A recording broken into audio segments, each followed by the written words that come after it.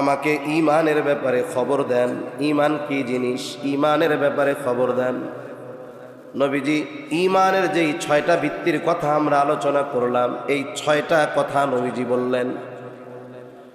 এরপরে নবীজিকে জিবরাইল আলাইহিস সালাম প্রশ্ন করলেন, আখবিরনি আনিল ইহসান, ইহসান কি, ইহসানের ব্যাপারে আমারে খবর দেন, আমারে বলেন। নবীজি জবাব দিলেন, আন তা'বুদাল্লাহা কাআন্নাকা তারাহ ফাইন লাম তাকুন তারাহু ফাইন্নাহু ইয়ারাকা। ইহসান হলো এমন ভাবে ইবাদত করা যে কেমন যেন তুমি আল্লাহকে দেখতেছো, দেখে দেখে ইবাদত করতেছো। আর যদি এমনটা না হয়, ফাইন লাম তাকুন তারাহু, যদি তুমি তারে দেখতে না পাও, ফাইন্নাহু ইয়ারাকা, নিশ্চয়ই আল্লাহ যে আমাকে আপনাকে আমাদেরকে দেখেন, এ ব্যাপারে কোনো সন্দেহ আছে নাকি? আল্লাহ তোমারে দেখতেছে, এইভাবে ইবাদত করা, এটা হলো ইহসান। এরপরে জিবরাইল আলাইহিস সালাম নবীজিকে প্রশ্ন করলেন, আখবিরনি আনিস সাআহ, আপনি আমারে খবর দেন কোন কিয়ামত কখন সংঘটিত হবে। প্রশ্ন যিনি করতেছেন রূহুল আমিন, ওহির বাহক, জবাব দিবেন রহমাতুল লিল আলামিন, ওহির ধারক। নবীজি এই প্রশ্নের জবাবে বললেন, মাল মাসউলু আনহা বিআলামা মিনাস সাইল, এই ব্যাপারে যাকে প্রশ্ন করা হয়েছে তিনি প্রশ্নকারীর চাইতে বেশি জানেন না। তার মানে নবীজি বলতেছে, ভাই জিবরিল, তুমিও জানো না কোন সময় হবে, আমিও জানি না, তাহলে কিয়ামতের কিছু আলামতের কথা বলেন। নবীজি বলেছেন এই হাদিসের মধ্যে, আনতালিদাল আমাতু রাব্বাতাহা, কিয়ামতের অন্যতম একটি আলামত, দাসী তার মনিবকে প্রসব করবে। আমার আগে আপনাদের এলাকার কৃতি সন্তান, এই মাদ্রাসার সম্মানিত মুহাদ্দিস সাহেব মা বাবার খেদমতের আলোচনা করেছেন। দাসী তার মনিবকে প্রসব করবে, এর ব্যাখ্যা কি? মুহাদ্দিসিনে কেরাম কয়েকটা ব্যাখ্যা করেন, একটা শোনাই। ইউরোপ আমেরিকা পাশ্চাত্য কালচার যেটা, ওইখানে মায়ের সাথে ছেলে, ভাইয়ের সাথে বোন, মেয়ের সাথে বাবা জেনা ব্যভিচারে লিপ্ত হওয়াটা এটা খারাপ মনে করে না, স্বাভাবিক মনে করে। সন্তান মনে করে এর মাধ্যমে সে তার মায়ের চাহিদা পূরণ করেছে, বাবা মনে করে সে মেয়ের চাহিদা পূরণ করেছে, সন্তান মনে করে সে মার চাহিদা পূরণ করছে, ভাই মনে করে সে বোনের চাহিদা পূরণ করেছে। এত নিকৃষ্ট ঘৃণিত একটি কালচার ওই সভ্য নামের অসভ্য সমাজের মধ্যে, যেটাকে খারাপ মনে করা হয় না। এই দুনিয়াতে দিন টিকিয়ে রাখার পেছনে, প্রচার প্রসারের পেছনে, দুনিয়া টিকে থাকার পেছনে মাদ্রাসাগুলোর অবদান। মাদ্রাসার কল্যাণে দ্বীনের চর্চা হচ্ছে, আলেম হচ্ছে, আর আলেমদের কারণে আল্লাহ তাআলা দুনিয়া ঠিক রাখতেছে।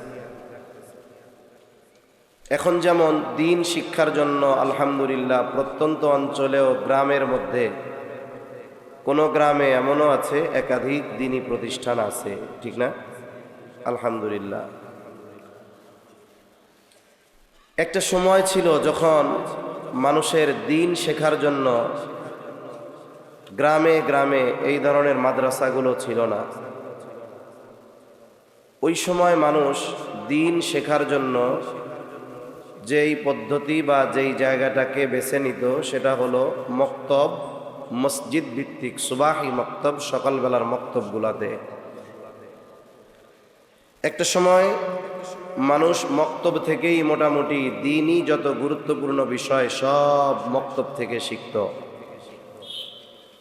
মুসলিম সমাজে মক্তবের গুরুত্ব এত বেশি ছিল, কোনো মা কোনো বাবা যদি সন্তানকে ফজরের নামাজের জন্য নাও ডাকতেন, মক্তবে না গেলে ছাড় দিতেন না, মক্তবে যাওয়াই লাগতো। নামাজের জন্য ডাকতেন না, কিন্তু মক্তবে না গেলে ছাড়তেন না। কেন? কারণ ওরে যে নামাজের সময় উঠায়া মসজিদে ফজরের নামাজ পড়তে পাঠাবে, নামাজটা তো শিখবে মক্তব থেকে। এজন্য মক্তবের গুরুত্ব মুসলিম সমাজে অনেক বেশি ছিল। আর আমরা আমাদের জীবনের গুরুত্বপূর্ণ শিক্ষাগুলো ওই সকালবেলার মক্তব থেকেই, অধিকাংশ মুরব্বী যারা আছেন আপনারাও শিখছেন, আমরাও ছোটবেলা মক্তবের ওই সময়গুলো পেয়েছি। সময়ের সাথে সাথে মসজিদ বাংলাদেশে বেড়েছে, কিন্তু মক্তব কমছে। যেই সমস্ত মসজিদগুলোর মধ্যে মক্তব আছে, এর বড় একটা অংশ আছে মক্তব নিবু নিবু, কোনো মতে ঠেকায় পড়া মক্তব চলায় আর কি। অথচ একটা সময় প্রত্যেকটা মসজিদে প্রাণবন্ত মক্তব ছিল। ছোটবেলায় আমরা যখন মক্তবে যাইতাম, 1 ঘন্টা 1.5 ঘন্টা 2 ঘন্টা মক্তব হইতো। কেন? কারণ ওই সময়গুলোতে কেজি স্কুল ছিল না, কিন্ডার গার্ডেন এগুলো ছিল না। প্রাইমারিতে যারা পড়ছেন আপনাদের খেয়াল থাকার কথা, 1, 2তে যারা পড়তো এদের ক্লাসের টাইম 10টা থেকে 12টা, 3, 4, 5 12টা থেকে 4টা শেষ। আর এখন 4 বছর বয়স, বাপের নাম বলতে পারে না, বই 6টা, ক্লাস শুরু ফজরের নামাজের পরপর। সময়গুলোতে দীর্ঘ সময় মক্তব হতো, আমরা মক্তবে যাইতাম। মক্তব ছুটি হওয়ার আধা ঘন্টা 20 মিনিট 25 মিনিট আগে ছাত্রছাত্রীরা কোরআন শরীফ পড়ুক আর কায়দা পড়ুক, সিপারা পড়ুক, বোগদাদি কায়দা ছিল, আমপারা ছিল, যা পড়ে পড়ুক, সবাইকে এক জায়গায় ছুটির 20-25 আধা ঘন্টা আগে একত্রিত করা হইতো। এই সময়টাতে আমাদেরকে কালিমায়ে তাইয়্যিবা, কালিমায়ে শাহাদাত, ইমানে মুজমাল, ইমানে মুফাসসাল, সূরা ফাতিহা, সাথে আরও 4টা সূরা, আত্তাহিয়াতু, দুরুদ শরীফ, দোয়ায়ে মাসুরা, বাথরুমে ঢোকার দোয়া, বের হওয়ার দোয়া, সালাম কালাম সহ মোটামুটি দৈনন্দিন জীবনে যেই দোয়াগুলো লাগে এগুলো আমাদের মক্তবে মিছিলের সাথে সাথে তালে তালে শেখানো হইতো। আনন্দে আনন্দে সবাই পড়তো। দেখা যাইতো যেই ছেলেটা দেখে দেখে কায়দা ঠিকমতো পড়তে পারে না, কিন্তু এই আধা ঘন্টা মিছিলের তালে তালে পড়ে নামাজের মাসলা মাসাইলগুলো, অজুর ফরজ, গোসলের ফরজ, নামাজের ফরজ, নামাজের ওয়াজিব, নামাজ ভঙ্গের কারণ, এইগুলো মোটামুটি কোরআন শরীফ পড়ার আগে পাক্কা নামাজি হতে যা লাগে ওই মিছিলের সাথে পড়ে পড়ে মুখস্থ করে করে ওগুলো তার আয়ত্তে চলে আসতো। আমি কি ভুল বলছি? যারা পড়ছেন মক্তবে তারা জানবেন। এই সময়গুলো ছিল আমাদের জীবনের সবচাইতে গুরুত্বপূর্ণ শিক্ষা, গুরুত্বপূর্ণ পড়া, গুরুত্বপূর্ণ সময়। তা এই কালিমাগুলোর মধ্যে একটা কালিমা আমরা পড়তাম, যেটা হলো ইমানে মুফাসসাল। ইমানে মুফাসসাল ওলামায়ে কেরাম ছাড়া কে পারবেন বলতে? একটু বলেন তো। আলেম আপনি? কারি সাহেব, ইমাম সাহেব, মৌলানা সাহেব বাদে ওই যে মুরব্বী একজন হাত উঁচা করছে, আলহামদুলিল্লাহ। পরীক্ষা নেওয়ার দরকার নাই, কয়েক জায়গায় জিজ্ঞাসা করছি, লজ্জায় মনে চাইছে মাইক সাইডা চলে যাই। যাই হোক, ইমানে মুফাসসাল এর মধ্যে আমাদেরকে মূলত ইমানের ভিত্তিসমূহের শিক্ষা দেওয়া হয়েছে। ইমানে মুফাসসাল যেটা, এটা হলো ইমানের ভিত্তি। কিসের ভিত্তি? একটু জোরে বলেন। ইসলামের ভিত্তি হলো 5টা। কয়টা? এই হুজুররা পাশ থেকে বললে হবে না তো, ওনারা তো আমাকে পড়াইব, বলবেন হলো আপনারা। ইমানের ভিত্তি কয়টা? নাকি ভাল লাগতেছে না? অন্য কিছু দরকার? একটা কিচ্ছা কাহিনী কই, কি কন? ইমানের ভিত্তি, ইসলামের ভিত্তি কয়টা? ইমানের ভিত্তি কয়টা? ইমানের ভিত্তি কয়টা? ইমানের ভিত্তি হলো 6টা। কয়টা? জোরে বলেন না, কয়টা? আমি বলার পরেই তো আপনাদের জিজ্ঞাসা করতেছি। আপনাদের সাথে আমার একটা আগে যোগসূত্র তৈরি করা দরকার, তো এরপরেই না কথাবার্তা। আপনারা কেমন, টোকা দিলে বাজেন কিনা এটা একটু দেখতে হবে না? এটা তো আমি জিজ্ঞাসা করার পরে আপনার কাছে জানতে চাচ্ছি ফিডব্যাক কেমন, যে প্রতি উত্তর আপনারা কেমন দেন। ইমানের ভিত্তি কয়টা? জোরে বলেন কয়টা? 6টা। ইমানে মুফাসসাল যেটা, এটা হলো ইমানের ভিত্তি সমূহ এর মধ্যে আছে। ইমানে মুফাসসালটা কি? আমানতু বিল্লাহি ওয়া মালাইকাতিহি ওয়া কুতুবিহি ওয়া রুসুলিহি ওয়াল ইয়াউমিল আখিরি ওয়াল কদরি খাইরিহি ওয়া শাররিহি মিনাল্লাহি তাআলা ওয়াল বা'সি বা'দাল মাউত। এইখানে 7টি কালিমা আছে। কয়টা আছে? 1 নাম্বার আমানতু বিল্লাহ, আমি ঈমান এনেছি আল্লাহর উপর। 2 নাম্বার ওয়া মালাইকাতিহি, আমি ঈমান এনেছি তার ফেরেশতাগণের উপর। 3 নাম্বার ঈমান এনেছি ওয়া কুতুবিহি, তার নাজিলকৃত কিতাবসমূহের উপর। বলেন তো আসমানি কিতাব যেগুলোর উপরে আমরা ঈমান এনেছি এর সংখ্যা কত? 104 খানার মধ্যে বড় কয়খানা? বড় 4 খানা। উলামায়ে কেরাম বাদে কে আছেন এই 4 খানা কিতাব কোন কোন নবীর উপরে নাজিল হয়েছে বলতে পারবেন? আলহামদুলিল্লাহ, হাত একটু উঠছে, এতে খুশি। এক জায়গায় জিজ্ঞাসা করছি, মোটামুটি মানুষজন ভালোই আছে। তা 4 খানা কিতাবের নাম একটু কোন, কে আছেন? কোন নবীর উপরে কোনটা নাজিল হয়েছে? একজন খুব কষ্টে দাঁড়াইছে। 4 কিতাব 4 নবীর কাছে নাজিল হইতে বলতে গিয়া 3 বার ভুল হয়েছে। এর আগে কয়েকটা জিজ্ঞাসা করছি, পারি নাই। তা ওনারে খুশি হয়ে 200 টাকা হাদিয়া দিচ্ছে যে আপনি দাঁড়াইছেন তো। তা ওনারা আমারে বলতেছিল, হুজুর ওয়াজ কিন্তু খুব ভালোভাবে ভাড়ায় ফেলতে হবে। তা আমি এইসব জিজ্ঞাসা কইরা জবানের মধ্যে তালা মেরে দিলাম। মিয়া, ইমানের ভিত্তি আসমানি কিতাবের উপরে ঈমান আনছেন, আমল বহুদূর। 4টা বড় কিতাব কোন কোন নবীর উপরে নাজিল হয়েছে এটা কইতে পারেন না। এজন্য অবস্থা আমাদের কি? আমরা ওয়াজ মাহফিলগুলাতে শুধু মনে করি 2 হাত দিয়ে কানে টান দিবে, টক ঝাল মিষ্টি ওয়াজ হবে, ভ্যারাইটিস খিচুড়ির মতো। খিচুড়ি যেমন বিভিন্ন জিনিস সবজি টবজি দিয়ে রানলে মজা, ওয়াজ এরকম মজা লাগবে। এজন্য ওয়াজ মাহফিলগুলো অধিকাংশ এখন হয়েছে এন্টারটেনমেন্ট। এন্টারটেনমেন্ট মানে হলো বিনোদন। বিনোদন বুঝেন? মানুষ সিনেমা, নাটক, নভেল, নাটক এগুলো কেন দেখে? পাপ তো হয়, দেখে বিনোদনের জন্য। ওয়াজ মাহফিল কি ওই জন্য নাকি? ওয়াজ মাহফিলে দিন শিখবো কিছু, অথবা কমপক্ষে দিন শেখার আগ্রহ নিয়ে বাড়ি ফিরতে হবে। অথচ আমাদের ওয়াজ মাহফিলগুলো এমন হয়, ফজরের নামাজ কাজা, অবস্থা খারাপ। আমাদের নাসির সাহেব হুজুর বলে না, প্রত্যেকটা জিনিসের একটা রিয়াকশন আছে। গভীর রাতের রিয়াকশন হলো ওই এলাকার ফজরের নামাজ ইমাম মুয়াজ্জিন সহ কাজা হবে। তা ওয়াজ মাহফিল ওনাদের জিজ্ঞাসা করছি, একজনও শুদ্ধভাবে পারে নাই। তাহলে ঈমান আনছি আমরা কিতাব সময়ের উপর। 5 নাম্বার ওয়াল ইয়াউমিল আখিরি, আমি ঈমান এনেছি আখিরাত তথা পরকালের উপর। 6 নাম্বার ওয়াল কদরি খাইরিহি ওয়া শাররিহি মিনাল্লাহি তাআলা, আমি ঈমান এনেছি তাকদীরের ভালো মন্দ আল্লাহর তরফ থেকে হয় এই বিষয়ের উপর। 7 নাম্বার ওয়াল বা'সি বা'দাল মাউত, আমি ঈমান এনেছি মৃত্যুর পরে পুনরুজ্জীবিত হওয়ার উপর। এখন 7টা কেন হুজুর? আপনি তো 6টা কইছেন। আচ্ছা বলেন তো, মরার পরে আমরা যে আবার জীবিত হব এটা তো সত্য, কোনো সন্দেহ নাই। তবে এটা ইহকালে না পরকালে? দুনিয়ায় না আখেরাতে? তাইলে কোনো ব্যক্তি যদি আখেরাতের উপরে ঈমান আনে, তার মানে আখেরাত সম্পৃক্ত সব বিষয়ের উপরে ঈমান আনতে হবে। তাহলে ওয়াল বা'সি বা'দাল মাউত, এটা মূলত আখেরাতের উপরে ঈমান এনেছি এর একটা অংশ।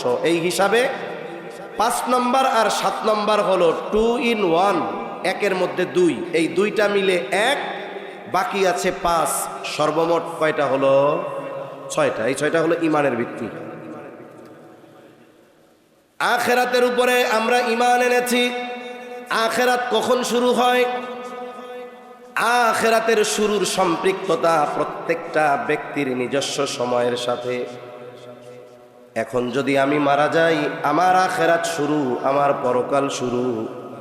যে যখন মারা যাবে তখন থেকেই তার আখিরাত শুরু, পরকাল শুরু। আখিরাত সম্পৃক্ত যত বিষয় আছে সব বিষয়ের উপরে ঈমান আনতে হবে। আর আখিরাতের সবচাইতে গুরুত্বপূর্ণ বিষয়গুলোর মধ্যে অন্যতম যেই বিষয়, সেটার নাম হলো কিয়ামত।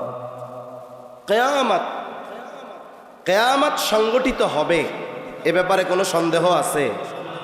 কিয়ামত যদি না হয়, আমাদেরকে যদি একত্রিত করা না হয়, বিচার আচার যদি না হয়, তাহলে মুমিনরা ঠকে যাবে, কিন্তু আল্লাহ মুমিনদের ঠকাবেন না।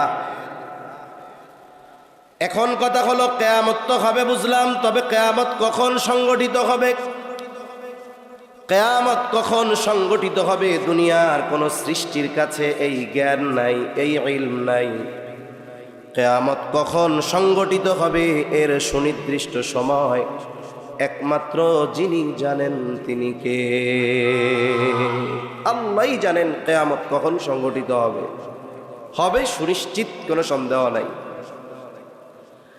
আমার আপনার নবীজিও জানেন না কিয়ামত কখন সংগঠিত হবে। ওহীর বাহক জিবরাইল আলাইহিস সালাম, তিনিও জানেন না কিয়ামত কখন সংগঠিত হবে। কেন জানেন না? কারণ জিবরাইল আলাইহিস সালাম ও আলিমুল গায়ব না, আমার আপনার নবীজিও আলিমুল গায়ব না। আমাদের দেশে কিছু ভাই আছে নবীজিকে অনেক মহব্বত করে। আফসোস, আমরা যদি বলি নবীজি আলিমুল গায়ব না, তারা আমাদেরকে নবীর দুশ্মন বলে গালি দেয়, ওহাবি বলে গালি দেয়, বিভিন্ন রকমের কথা বলে। কি বলে না? নাকি আপনাদের এদিকে বলে না কিছু? কত ধরনের টিটকারি করে, অথচ একাধিক প্রমাণ দেওয়া যাবে স্বয়ং নবীর নিজের জবানের কথা যে আমি আলিমুল গায়ব নই। প্রসিদ্ধ একটা হাদিস আছে, হাদিসটার এক নাম হলো হাদিসে জিবরিল, আর একটা নাম হলো উম্মুস সুন্নাহ। হাদিসে জিবরিল নাম কেন? জিবরাইল আলাইহিস সালাম মানবাকৃতিতে সাহাবায়ে কেরামের উপস্থিতিতে নবীজির কাছে আসছেন। উদ্দেশ্য সাহাবায়ে কেরামকে দ্বীনের মৌলিক বিষয়গুলো শিক্ষা দেওয়া। জিবরাইল আলাইহিস সালাম নবীজির কাছে আসছেন, একেবারে নবীজির হাঁটুর সাথে হাঁটু লাগায়া বসছেন, একটা করে প্রশ্ন করেছেন, নবীজি জবাব দিয়েছেন। সাথে সাথে জিবরাইল আলাইহিস সালাম এই জবাবগুলোর সত্যায়ন করেছে। এক নাম্বার প্রশ্ন করেছে, আখবিরনি আনিল ইসলাম, আপনি আমাকে ইসলামের ব্যাপারে খবর দেন, বলেন ইসলাম কি? ইসলামের যেই ভিত্তি পাঁচটি, নবীজি ইসলামের পরিচয় দিতে গিয়ে এই পাঁচটা ভিত্তির কথা উল্লেখ করেছেন। এরপরে নবীজিকে জিবরাইল আলাইহিস সালাম জিজ্ঞাসা করেন, আখবিরনি আনিল ঈমান, আমাকে ঈমানের ব্যাপারে খবর দেন। ঈমান কি জিনিস, ঈমানের ব্যাপারে খবর দেন। নবীজি ঈমানের যেই 6টা ভিত্তির কথা আমরা আলোচনা করলাম, এই 6টা কথা নবীজি বললেন। এরপরে নবীজিকে জিবরাইল আলাইহিস সালাম প্রশ্ন করলেন, আখবিরনি আনিল ইহসান, ইহসান কি? ইহসানের ব্যাপারে আমারে খবর দেন, আমারে বলেন। নবীজি জবাব দিলেন, আন তা'বুদাল্লাহা কাআন্নাকা তারাহু ফাইন লাম তাকুন তারাহু ফাইন্নাহু ইয়ারাকা। ইহসান হলো এমন ভাবে ইবাদত করা যে কেমন যেন তুমি আল্লাহকে দেখতেছো, দেখে দেখে ইবাদত করতেছো।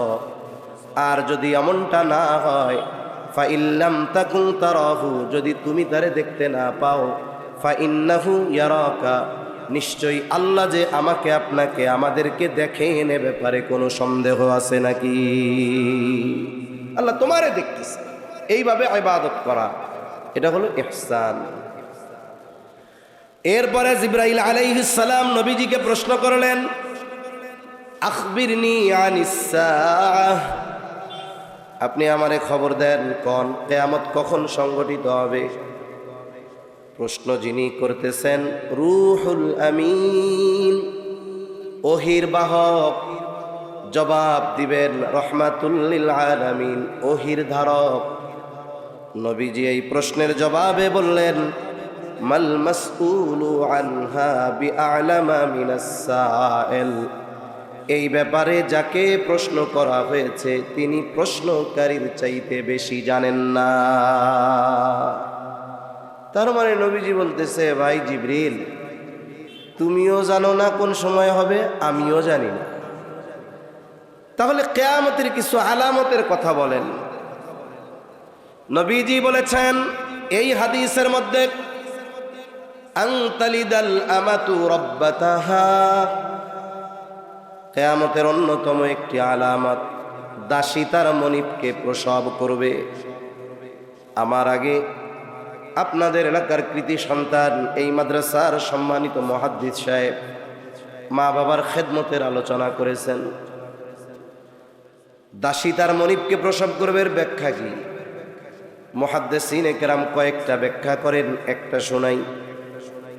ইউরোপ আমেরিকা পাশ্চাত্য কালচার যেটা, ওইখানে মায়ের সাথে ছেলে, ভাইয়ের সাথে বোন, মেয়ের সাথে বাবা জেনা ব্যভিচারে লিপ্ত হওয়াটা এটা খারাপ মনে করে না, স্বাভাবিক মনে করে। সন্তান মনে করে এর মাধ্যমে সে তার মায়ের চাহিদা পূরণ করেছে, বাবা মনে করে সে মেয়ের চাহিদা পূরণ করেছে, সন্তান মনে করে সে মার চাহিদা পূরণ করছে, ভাই মনে করে সে বোনের চাহিদা পূরণ করেছে। এত নিকৃষ্ট ঘৃণিত একটি কালচার ওই সভ্য নামের অসভ্য সমাজের মধ্যে, যেটাকে খারাপ মনে করা হয় না, কিন্তু মুসলিম সমাজে একজন নাফরমান পাপী মুসলমানও এই ধরনের কোনো বিষয় কখনো চিন্তাও করে না। সর্বোচ্চ ঘৃণা করবে এটা, চিন্তা আসলেও নিজের প্রতি নিজে 10 বার থুতু মারবে, সি এ কোনো চিন্তা হইল? এজন্য মুসলিম সমাজে এটা নাই ঠিক, কিন্তু মায়ের সাথে অসদাচরণ আছে না নাই? আছে। অনেক এমন আছে যে বাবা মারা গেছে 2 বছর বয়সে, মার বিবাহ করে নাই, মা সর্বস্ব ত্যাগ করে জীবন যৌবন সব কিছু বাদ দিয়ে সন্তানকে উচ্চ শিক্ষায় শিক্ষিত করেছে। মা সীমাখালীর এক কোনায় এক মাটির কুড়ে ঘরে, সন্তান ঢাকা শহর 5 তলা বাড়ির মালিক। আফসোস, যেই মা সন্তানের জন্য সব ত্যাগ করলো, ওই মায়ের সন্তানের বাড়ির 5 তলা বাড়ির গাছতলায়ও জায়গা হয় না। অনেক ফ্যামিলি এমন আছে যেই বেলা মা কাজ করে ওই বেলা খাবার দেয়, কাজ না করলে খাবার দেয় না। একটু বৃদ্ধ বেশি হয়েছে, একাধিক ভাই এইবার পরামর্শ কইরা চিন্তা করবে যে মা আমার কাছে থাকুক, ও বলবে আমার কাছে থাকুক না, ভাইরা মাশওয়ারা কইরা পরামর্শ কইরা ঘরে পড়া বৃদ্ধ মাকে বস্তায় বইরা গাড়িতে নিয়ে সদস্য মোবাইল দূরে ফালায় দিস। এমনও ঘটনা আমাদের দেশে অনেক ঘটছে। এগুলো কিয়ামতের আগে বাড়বে, কিন্তু খবরদার, বাড়বে বাড়ুক, তবে আমাদের দ্বারা যেন এই ধরনের অপরাধ না হয়, আল্লাহ হেফাজত করেন বলি আমিন। তাহলে হাদিসটার অংশ বলার মূল উদ্দেশ্য হলো কিয়ামত কখন সংগঠিত হবে নবীজিও জানেন না, জিবরাইল আলাইহিস সালাতু ওয়াস সালামও জানেন না কিয়ামত কখন সংগঠিত হবে। আমি আপনাদের খেদমতে কিয়ামত আলামত সম্পৃক্ত একটা হাদিস আপনাদের খেদমতে পাঠ করেছি। নবীজি সাল্লাল্লাহু আলাইহি ওয়াসাল্লাম এই হাদিসের মধ্যে 6টা বিষয়ের কথা উল্লেখ করেছেন। নবীজি বলেছেন এই 6টি বিষয় যতক্ষণ না সংগঠিত হবে ততক্ষণ কিয়ামত সংগঠিত হবে না। কয়টা বিষয়? জোরে কোন কয়টা? 6টা। আমার মাথা ব্যথা, আমি আসছি যখন শুয়ে শুয়ে আসছি তো, জ্বর ঠান্ডা এইসব জায়গা দিয়ে ব্যথা, সর্দিতে এই জায়গা দিয়েও ব্যথা হয়ে গেছে, কথা বললেও ব্যথায়, জোরে বললে ব্যথায়, নামাজে রুকুতে গেলে মনে হয় যে মাথা ছিঁড়ে গেল। খাওয়ার পরে একটা নাপা এক্সট্রা খাইছি, আলহামদুলিল্লাহ আল্লাহর রহমতে একটু জ্বর ছাড়ছে, গাম গাম আসতেছে। এজন্য বেশি সময় আমি আপনাদের কষ্ট দিব না, কারণ আমি নিজেই অসুস্থ। কিন্তু সমস্যা হলো কি, বর্তমান সময়ে মানুষ দোষ ত্রুটি অন্বেষণে খুব ওস্তাদ। মনে করেন এক মাহফিলের পোস্টারে 4 জন ওয়াইজের নাম আছে, এর মধ্যে একজন আছে মনে করেন হাফিজুর রহমান সিদ্দিক কুয়াকাটার হুজুর, বাকি 3 জন যে আছে এদের পাবলিক চিনে না। তা কুয়াকাটা হুজুর যেই মাহফিলে আছে ওই মাহফিলে অন্য বক্তা থাকলেই কি না থাকলেই কি, ঠিক কিনা বলেন? ঘটনাক্রমে পোস্টারের 4 নাম্বার বক্তা যে কেউ চেনে না, দেখেও নাই, ওই বক্তা আসে নাই। পরের দিন কিছু লোক বলবে, দেখছো ওই যে ওয়াজ করতে হলো ওই যে 4 নাম্বার নামে ছিল না ওই বক্তা, কিন্তু দাওয়াত না দিয়ে নাম দিয়ে রাখছে। অথচ উনি না আসায় মাহফিলের কোনো ক্ষতি হয়েছে? কিছুই হয় নাই। কিন্তু ওই যে দোষ ধরতে হবে, যে বাহানা একটা খুঁজে বের করে। এখনের মানুষের সমস্যা হলো কয়েকটা চিন্তা করে মানুষ। 1 নাম্বার, যদি না আসে তাইলে চিন্তা করে দাওয়াত মনে হয় ঠিক মতো দেয় নাই, এই হলো আয়োজকদের উপরে বদ ধারণা। দ্বিতীয় চিন্তা করে বক্তা মনে হয় তাইলে টাকা পয়সা আর এক জায়গায় বেশি পেয়ে গেছে গা। চিন্তা করছে মাদ্রাসার মাহফিল কয় টাকা দিব, ওই এক সংগঠনের মাহফিলে গেছে চট্টগ্রাম, ওই জায়গায় অনেক টাকা দিবে, এই যে উঠায় দিছে গুজব। এখন না আসার কারণে, না আসলে কি ক্ষতি? 1 নাম্বার, যারা বদ চিন্তা করতেছে অপবাদ দিচ্ছে এরা তো গুনাহগার হইল, আমাকে তো ক্ষতি নাই। অসুস্থ মানুষ আসতে পারে নাই, শরীর ওজোর আছে, কর্তৃপক্ষের কোনো ত্রুটি বিচ্যুতি নাই, তাদের বদনাম করেও কোনো লাভ নাই। এখন আসতে হয় কেন? আসতে হয় যেন কিছু আল্লাহর বান্দার গাড়ে যেন কিছু গুনাহ না হয় এর লেগে। এজন্য আমি এর তো আজকে ভালো আরো অসুস্থতার মধ্যে মাহফিলগুলোর মধ্যে গেছি, যাইয়া দেখা সাক্ষাৎ করে অল্প কথা বলে আসছি। তা আজকে একটু আগের চেয়ে ভালো আছি, তাও তো অসুস্থ, এজন্য বেশি সময় কষ্ট দিব না ইনশাআল্লাহ। একটু খেয়াল দিয়ে আপনারা শুনলে অল্প সময়ের মধ্যে কথা শেষ হয়ে যাবে। তাহলে কয়টা বিষয়ের কথা নবী বলছেন সংগঠিত না হওয়া পর্যন্ত কিয়ামত হবে না? কয়টা বিষয়? 6টা। 1 নাম্বার, قال رسول الله صلى الله عليه وسلم لا تقوم الساعة حتى يقبض العلم। নবীজি সাল্লাল্লাহু আলাইহি ওয়াসাল্লাম বলেন, ততক্ষণ পর্যন্ত কিয়ামত সংগঠিত হবে না যতক্ষণ না ইলম উঠিয়ে না নেওয়া হবে। তার মানে কিয়ামতের আগে ইলম উঠিয়ে নেওয়া হবে। ইলমের উৎস কি? ইলমের উৎস কোরআন হাদিস, তাই না? কোরআন সুন্নাহ ইলমের উৎস। এই কথাকে কেন্দ্র করে একটা সময়ে গ্রামের মানুষ বলতো কিয়ামতের আগে আল্লাহ কোরআন হাদিস উঠায় আনিব, এরকম কথা আপনারা শুনছেন? তা আমরা ছোটবেলায় এক গল্প শুনতাম, গল্প সত্য না মিথ্যা তখন তো বুঝতাম না। গল্প বলতো যে কিয়ামতের আগে আল্লাহ কোরআন হাদিস উঠায় আনিবে। তা চিন্তা করতাম পৃথিবীব্যাপী এত কোরআন এত হাদিস, এগুলো আল্লাহ উঠায় নিবে কেমনে? তো ওনারা আর একটা গল্প বলতো। গল্প কি গল্প? বলে একদিন ফজরের নামাজে ইমাম ইমামতের জন্য দাঁড়াবে, তাকবীরে তাহরিমা আল্লাহু আকবার বলে নামাজ শুরু করবে, সানা পাঠ করবে, আউযু বিল্লাহ বিসমিল্লাহ পড়বে। বলেন তো ইমাম সাহেব সানা বাঁধার পর, সানা পড়ার পর, আউযু বিসমিল্লাহ পড়ার পর যেই সূরা পড়ে সেই সূরার নাম কি? ইমাম সাহেব জেহরি কেরাত ফজরের নামাজে জোরে তিলাওয়াত করবে, কিন্তু কি ব্যাপার ইমাম সাহেব ঠায় দাঁড়ায় আছে, কিছু কয় না। যখন কোনো ইমাম সাহেব পড়া ভুলে যায় অথবা তার নামাজে কোনো ভুল হয়, পেছন থেকে মুসল্লিরা সতর্ক করে দেয়। মুসল্লিরাও মুখ দিয়া সূরা ফাতিহা উচ্চারণ করতে পারবে না। ইমামও দাঁড়ানো, মুসল্লিও দাঁড়ানো। গল্প, ইমাম সাহেব এবার নামাজ ছেড়ে দিয়ে মসজিদের তাক থেকে কোরআনুল কারীমটা হাতে নিবে, সূরা ফাতিহার উপরে একটু নজর বুলানোর জন্য। সূরা ফাতিহা দেখার জন্য কোরআন হাতে নিয়ে খুলবে। হায় হায়, সে দেখবে কোরআনের পাতাগুলো আছে, তবে কোরআনে কোনো লেখা নাই, সাদা হয়ে গেছে। তো কয় যে এক রাত্রে এইভাবে সারা পৃথিবীর কোরআন হাদিসের এই লেখাগুলো আল্লাহ উঠায় নিয়ে যাবে, এইভাবে ইলম আল্লাহ উঠায় নিবে। এটা আগের বলতো আর কি। আসলে আল্লাহ তাআলা ইলম এইভাবে উঠাবেন না, তাহলে ইলম আল্লাহ কিভাবে উঠায় নিবেন? নবীজি সাল্লাল্লাহু আলাইহি ওয়াসাল্লাম বলেন, ইন্নাল্লাহা লা ইয়াকবিদুল ইলমা ইনতিজাআন ইয়ানতাজিউহু মিনাল ইবাদ। আর এক বর্ণনায় আসছে ইয়ানতাজিউহু মিনান নাস। আল্লাহ তাআলা তার বান্দার অন্তর থেকে একত্রে ইলম আল্লাহ উঠায় নেবেন না। এমনটা হবে না হাফিজ সাহেব ঘুমিয়ে আছে, সকালবেলায় সে সুস্থ কিন্তু কোরআনের সব ভুলে গেছে, এমনটা হবে না।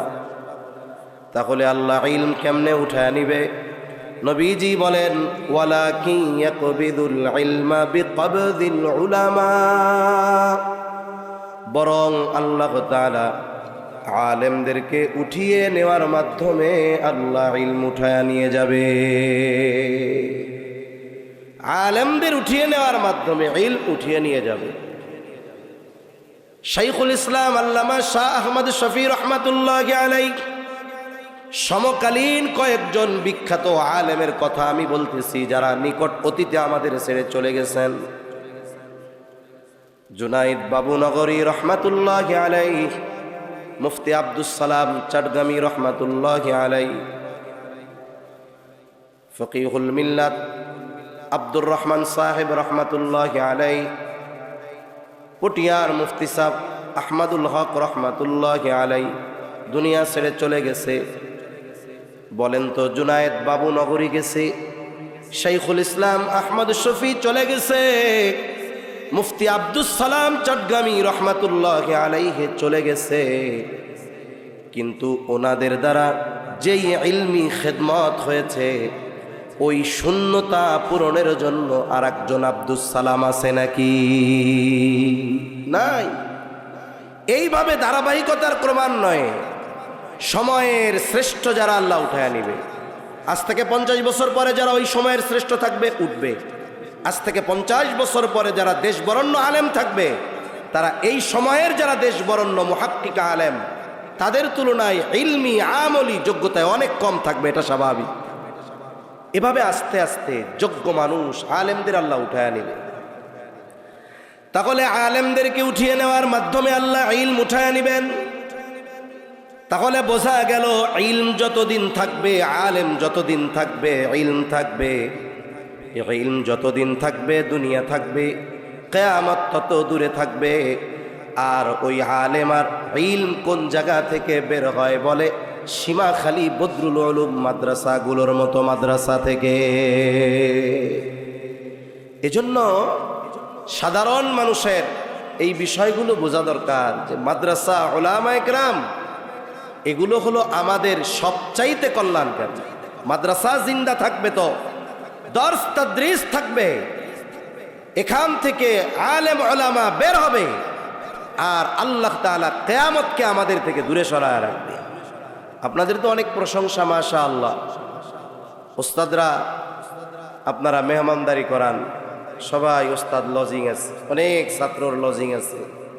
অনেক জায়গা তো সুযোগ থাকার পরেও ওইটারে ঝামেলা মনে করে, কিন্তু দক্ষিণবঙ্গে আলহামদুলিল্লাহ আরও কিছু অঞ্চল আছে এখনো ঘরে একটা মাদ্রাসার ছাত্র থাকাটা, এটা ওই ঘরের মানুষ রহমত আর বরকতের কারণ মনে করে, ঠিক কিনা বলেন? এজন্য আমরা তালিবুল ইলম এদের প্রতি আন্তরিক হব, মাদ্রাসাগুলোর প্রতি আন্তরিক হব, উলামায়ে কেরামের ব্যাপারে আন্তরিক হব, কোন ইনশাআল্লাহ। তাহলে 1 নাম্বার, কিয়ামত ততক্ষণ সংগঠিত হবে না যতক্ষণ না ইলম উঠিয়ে না নেওয়া হবে। 2 নাম্বার, নবীজি সাল্লাল্লাহু আলাইহি ওয়াসাল্লাম বলেন, ওয়া তাকসুরুজ জালাজিলু, কিয়ামতের আগে জালজালা ভূমিকম্প বেড়ে যাবে। ভূতাত্ত্বিক যারা, তারা বলেন পৃথিবীতে প্রতিনিয়ত ভূমিকম্প হয়, তবে ভূমিকম্পের মাত্রা কম হওয়ার কারণে মানুষ অনুধাবন করতে পারে না। কিন্তু জলবায়ুর পরিবর্তন, এই সমস্ত কারণে সম্প্রতি সময়ে ভূমিকম্পের মাত্রা বাড়তেছে। আগে দেখা যাইত 20, 40, 50 বছর পর একটা ভূমিকম্প হইত। সম্প্রতি সময়ে কাছাকাছি কয়েক বছরের মধ্যে বড় কয়েকটা ভূমিকম্প হয়েছে। তুরস্কে হাজার হাজার মানুষ ভূমিকম্পে মারা গেছে, আফগানিস্তানে হাজার হাজার মানুষ মারা গেছে। কিছুদিন আগে থাইল্যান্ড আর মায়ানমার সীমান্তে ভূমিকম্প, উঁচু উঁচু অত্যাধুনিক বিল্ডিংগুলো কেমন যেন বাতাসে নড়তেছে। বলে কিয়ামতের আগে এই জালজালা ভূমিকম্প আরো বাড়বে। ভূতাত্ত্বিকরা বলে টেকটনিক প্লেটের নড়াচড়া বাড়ার কারণে ভূমিকম্প হয়, কিন্তু ঈমানদার যারা তারা এই জাগতিক বিপর্যয় আর মুসিবতকে শুধু বৈশ্বিক কারণ দিয়ে বিশ্লেষণ করে না, বরং কোরআন সুন্নাহর নিরিখে এই কারণগুলোকে তারা অন্বেষণ করে। তাহলে ভূমিকম্প বাড়ার, এই বিপর্যয় বাড়ার প্রথম কারণ কি? সজাগ আছেন? সজাগ আছেন? এত জোরে কইছেন, আল্লাহু আকবার, আমি অবাক হয়ে গেছি। সজাগ আছেন? তাকবীর দেন, নারায়ে তাকবীর, নারায়ে তাকবীর। ওই পেছন থেকে দেন তো একটু, ওই গাছ একটা আছে না, গাছের ওই পাশের লোক দিবেন, এরা চুপ থাকবেন। নারায়ে তাকবীর, আরো জোরে, নারায়ে তাকবীর। এবার গাছের এই পাশে দিবেন, এই পাশে মুরব্বী একটু বেশি দেয়া যায়। কোন? নারায়ে তাকবীর। ওরা একটু দূরে, ওনারাও স্লোগান জোরে দিছে, দূরে যা আওয়াজ কম শোনা গেছে। আপনারাও জোরে দিচ্ছেন, তবে আপনারা কাছে একটু বেশি জোরে শোনা গেছে। যাক, সজাগ আছেন তাইলে। জালজালা কেন বাড়ে? আমাদের এই যে জলে, স্থলে, পানিতে, শুকনা জমিনে বিভিন্ন ধরনের মুসিবত, বিপর্যয় হয়, এগুলো কেন হয়? আল্লাহ তাআলা বলেন, যাহারাল ফাসাদু ফিল বাররি ওয়াল বাহরি বিমা কাসাবাত আইদিন নাস। জল স্থলে বিপর্যয়, এটা হলো মানুষের হাতের কামাই, আমাদের হাতের কামাই। জলে স্থলে যত বিপর্যয় হয়, পানিতে কি হয়? বলে সিডর, আইলা, লাইলা, সুনামি, জলোচ্ছ্বাস, এগুলো মানুষের হাতের কামাই। জমিনে কি হয়? ভূমিকম্প, ভূমিধস, অতিবৃষ্টি, অনাবৃষ্টি, অতি খরা, এগুলো মানুষের হাতের কামাই। তাহলে আমাদের পাপের কারণে মূলত এইগুলা হয়। আর আল্লাহ তাআলা ভূমিকম্প, সিডার, আইলা, লাইলা, সুনামি, এগুলো আমাদের ধ্বংস করে দেওয়ার জন্য দেন না। তবে কেন দেন? আল্লাহ তাআলা বলেন, লিউযীকাহুম বা'দাল্লাযী আমিলু লাআল্লাহুম ইয়ারজিউন। আমাদের বদআমলের কারণে এইগুলো আল্লাহ আমাদের দেন, শাস্তি আস্বাদন করান।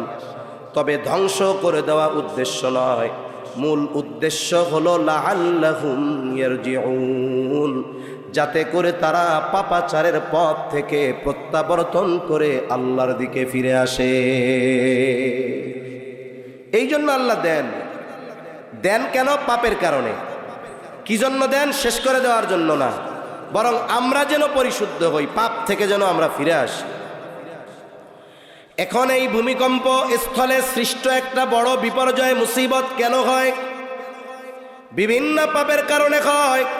হাদিসের মধ্যে উল্লেখ আছে, অনেকগুলো হাদিসের মধ্যেই আছে, জমিনে যখন জুলুম বেড়ে যায়, অবিচার, অনাচার বেড়ে যায়, ওজনে কম দেওয়া বেড়ে যায়, পাপাচার, অশ্লীলতা, বেহায়াপনা বেড়ে যায়, নাচ গান, বাদ্যযন্ত্রের ব্যবহার বেড়ে যায়, মাদকতা, মদ সেবন, এগুলো বেড়ে যায়, তখন ভূমিধস, ভূমিকম্প বাড়তে থাকে।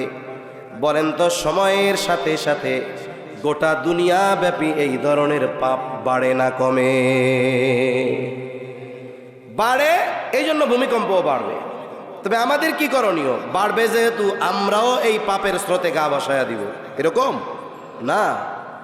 এই যাদের মাধ্যমে বাড়তেছে, আমরা যেন তাদের অন্তর্ভুক্ত না হই। আমার দ্বারা পাপাচার হবে না, আমার দ্বারা জুলুম হবে না, আমার দ্বারা গান, বাদ্য, মদ, অশ্লীলতা, বেহায়াপনা হবে না। এগুলো থেকে আমাদের বাঁচতে হবে। 3 নাম্বার, নবীজি সাল্লাল্লাহু আলাইহি ওয়াসাল্লাম বলেন, ওয়ায়াতাকারাবাজ জামান, কিয়ামতের আগে সময় নিকটবর্তী হয়ে যাবে। এক জুমা থেকে আর এক জুমা তাড়াতাড়ি চলে আসবে। এক হাদিসের মধ্যে আছে, নবীজি জানায়া দেন, আখিরুজ জামানে, শেষ জামানায় এক যুগ কেমন যেন 1 বছরের মতো মনে হবে, বছরকে মনে হবে মাসের মতো, মাসকে মনে হবে সপ্তাহের মতো, সপ্তাহকে মনে হবে দিনের মতো, দিনকে মনে হবে ঘন্টার মতো, আর ঘন্টাকে মিনিটের মতো, আর মিনিটকে আগুনের স্ফুলিঙ্গ তথা সেকেন্ডের মতো। অথচ আজ থেকে 500 বছর আগে 12 বছরে এক যুগ ছিল, এখনো তো 12 বছরে এক যুগ। ওই সময়ও 60 মিনিটে 1 ঘন্টা ছিল, এখনো তো 60 মিনিটে 1 ঘন্টা। নাকি পরিবর্তন কিছু হয়েছে? কিছুই পরিবর্তন হয় নাই। তবে সময় নিকটবর্তী হয়ে যাবে, এর উদ্দেশ্য কি? মুহাদ্দিসিনে কেরাম বলেন, প্রথম কথা হলো সময় থেকে বরকত উঠে যাবে। সময় থেকে কি উঠে যাবে? বরকত উঠে যাবে। গরম পানি থাকলে একটু দিয়ে নাও। সময় থেকে বরকত উঠে যাবে। এই পৃথিবীর অন্যতম একজন আলেমে দিন শাইখুল ইসলাম আল্লামা তাকি উসমানী দামাত বারকাতুহুমুল আলিয়া হযরত সময়ের মূল্যায়ন নিয়ে বয়ান করতে গিয়ে বলেন, সময় হলো এমন এক নেয়ামত, ব্যক্তির ব্যবহারের কারণে সময় প্রলম্বিত হয়, ব্যক্তির ব্যবহারের কারণে সময় সংকুচিত বরকতহীন হয়ে যায়।